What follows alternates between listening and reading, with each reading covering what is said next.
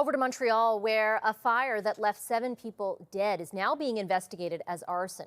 Police announced a breakthrough in the case today, 5 months after a heritage building succumbed to the flames. CTV's Quebec Bureau Chief Geneviève Beauchemin reports. A breakthrough 5 months after the deadly fire that ripped through this heritage building in the heart of Old Montreal.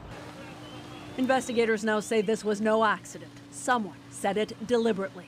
The accidental cause has now been ruled out.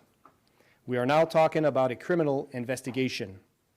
Our investigators have identified an area where the fire started, and I can confirm that traces of accelerant were found.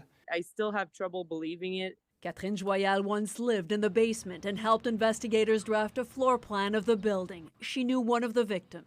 I can't even begin to understand the pain that going through this experience must be. It was a tragedy to begin with, and now it's become somewhat of a, there's an added layer of tragedy. In the chaotic aftermath of the tragedy on March 16th, it took days for investigators to determine how many victims were trapped. 22 people were inside the building when the fire broke out overnight. 7 of them never made it out. I don't want it to be true. I just want to wake up and for it to be a bad dream. Friends and family members have long been trying to piece together what happened.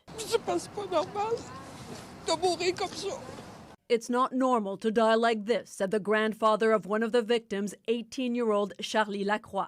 She was among several killed, staying at what turned out to be an illegal Airbnb. Reports have since surfaced alleging inspectors had also flagged safety violations at the building.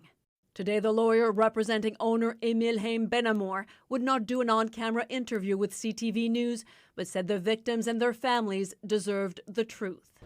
Police say it took months of expert analysis to rule out an accidental cause like an electrical problem.